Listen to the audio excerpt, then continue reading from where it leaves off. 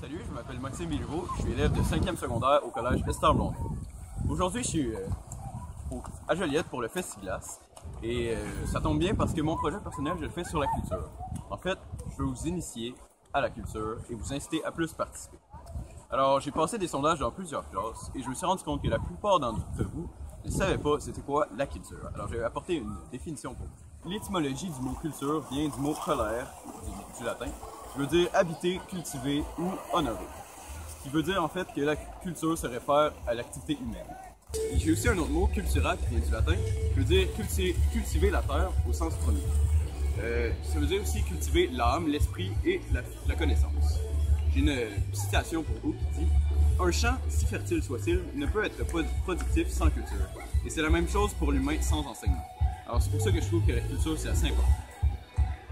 Aussi, il y a deux types de culture. Il y a la culture individuelle, c'est l'évolution de soi-même, et la culture collective, ce qui est en fait l'histoire. Alors, je vous ai dit plus tôt que j'ai passé dans certaines classes, et je me suis rendu compte que seulement 5% des élèves participaient souvent aux activités culturelles, mais que 34% participaient jamais à des activités culturelles.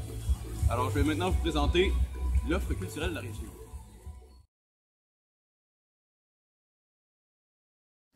Le Festiglas se déroule à chaque année sur la rivière l'Assomption à Joliette. Plus de 9 km de patinoires sont disponibles. Le plaisir est au rendez-vous grâce aux activités organisées pour l'occasion. Le festival Blues de Joliette se déroule à chaque automne dans le centre-ville de Joliette. Une quarantaine de spectacles sont présentés dans plus de 20 restaurants et bars. À chaque été, des matchs d'improvisation sont offerts à la place Bourget à Joliette. Durant le pré-festival Mémoire et Racines, des spectacles de musique traditionnelle sont offerts au centre-ville de Joliette. Le festival Feu et Glace se déroule du 7 février au 15 février. Venez profiter de spectacles en plein air sur la scène du Loto-Québec. Profitez des traditionnels sentiers de marche, du patinage au bord du fleuve Saint-Laurent, des glissades sur tube, des promenades en carriole, feux d'artifice, tyroliennes, mascottes et parcs à neige gigantesques. Le carnaval Matatuc se déroule du 27 février au 1er mars. Durant les 3 jours, une tonne d'activités sont proposées, telles des jeux gonflables, des concours, des activités d'hiver comme une randonnée de raquettes, du patinage, des feux d'artifice, une disco sur la patinoire, des kiosques de produits locaux, des chansonniers, de l'animation, des gourmandises et encore beaucoup plus. L'International de chien de traîneau de Lanaudière se déroule du 23 au 25 janvier. Cette fameuse compétition d'envergure internationale accueille 100 attelages de chiens et revient annuellement depuis 2004. Une programmation toujours plus variée et dynamique permet à tous les membres de la famille de s'y amuser et de faire la fête tout en acclamant les meilleures mushers d'Amérique et d'ailleurs. Puis vous savez qu'est-ce qu'il y a de mieux encore? C'est que vous n'avez plus aucune excuse, parce que toutes ces activités-là, sont gratuites. Oui, gratuites.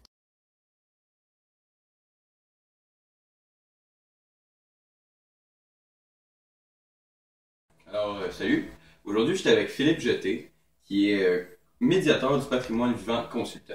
Il est aussi tapeur de pied chez Barre de Fou. Alors aujourd'hui, je vais l'interviewer sur la culture et comment il la trouve importante. Ça va bien? Bien sûr, toi aussi. Oui. Alors, première question. Qu'est-ce que la culture pour toi? Que représente-t-elle dans ta vie et pourquoi?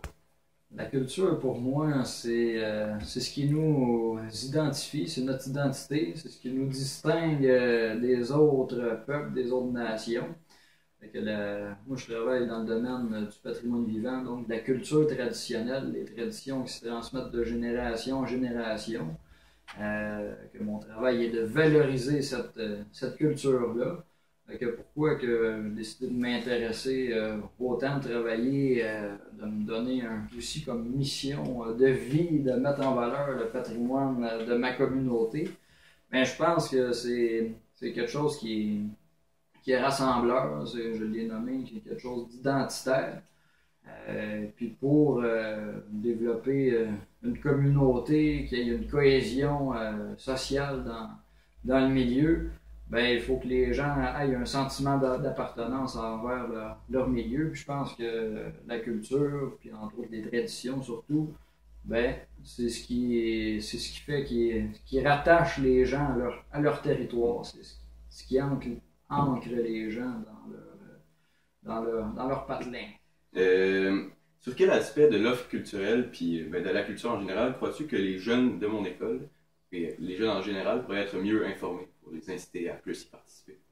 Ben, je pense qu'il y a un manque peut-être d'éducation face à la culture, que ce soit dans les écoles ou dans la communauté. Je pense que la culture est extrêmement vivante, dynamique dans la région de la Naudière ici, puis principalement dans Nouvelle-Acadie, avec le saut d'Acadiens. On est originaire, on a des descendances acadiennes, c'est ce qui nous distingue aussi. Mais en fait, ouais, je pense que ce qui manque au niveau des jeunes, c'est d'être en contact, premièrement, avec notre culture, d'être en contact avec leurs traditions. Autrefois, ça se transmettait beaucoup de génération en génération. Puis là, il y a comme un point de rupture là, dans les familles. Les familles sont moins nombreuses, puis tout ça. Ils vivent plus ensemble. Les grands-parents vivent plus avec les petits-enfants. Il y a moins de partage. Oui, exactement. Fait que le principe de la transmission était beaucoup fait par les grands-parents. Et puis là, les jeunes sont peut-être moins en contact avec les aînés. Que c'est de remettre ces gens-là ensemble, qui se parlent, qu'il y ait des échanges, des beaux moments de partage, de connaissances, puis de moments de vie. Et les aînés, des gens qui ont un gros bagage quand même de connaissances, d'expérience de vie, contrairement à nous autres, les jeunes, qu'on a tout à apprendre encore. Mais je pense qu'il y a les jeunes devraient oser aller rencontrer peut-être soit leurs aînés, mais si on parle d'une offre culturelle visible dans le milieu, bien, il y a un paquet de choses qui se déroulent, c'est simplement informer ces gens-là. Comment on peut rejoindre les jeunes, ça, c'est toujours le grand défi. Surtout les ados, là, c'est très, très difficile là, d'aller les rejoindre. Mais je pense que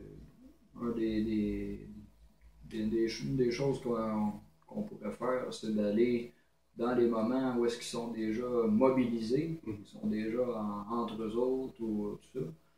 Fait que, comme dans le cadre du projet de transmission de danse traditionnelle en Nouvelle-Acadie, des petits proches acadiens, on a fait le concours Call la veillée chez vous. Fait qu'au jour de là, on est allé dans 8 familles de la région. Et puis, on a transmis ces danses-là ou on a transmis les danses de leur propre famille. Évidemment, mais là, les jeunes étaient sur place. Fait que autant les enfants, les ados, les parents, les grands-parents. Fait que ça fait un beau partage intergénérationnel.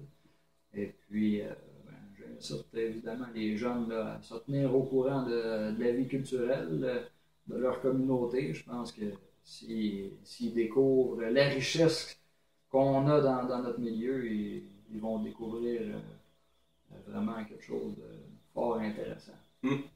Bon, ben, c'était ça mes questions. Donc, merci beaucoup. Merci Maxime.